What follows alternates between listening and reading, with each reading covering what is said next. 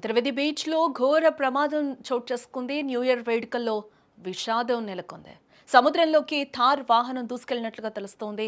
కాకినాడకు చెందిన శ్రీధర్ గల్లంతయ్యారు. ప్రాణాలతో బయటపడ్డాడు మరో యువకుడు. అలాగే అన్నా చెల్లెళ్ళ గట్టు వద్ద ఈ ప్రమాదం చోటు చేసుకున్నట్లుగా అయితే మనకు తెలుస్తోంది. కోనసీమ పోలీసులు అయితే ప్రస్తుతం గాలింపు చర్యలు చేపట్టినట్లుగా సమాచారం అయితే అందుతోంది.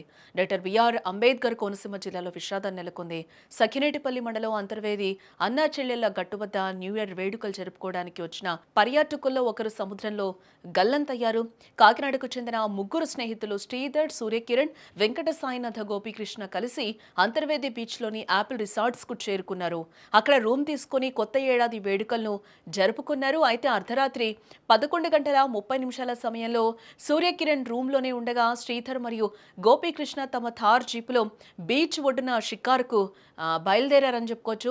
బీచ్ వెంబడి వాహనాన్ని వేగంగా నడుపుకుంటూ వెళ్తున్న క్రమంలో అన్నా చెల్లెళ్ల గట్టు వద్ద మలుపు ఉంటుందన్న విషయాన్ని డ్రైవింగ్ చేస్తున్న శ్రీధర్ ఆ టైంలో గమనించలేదు.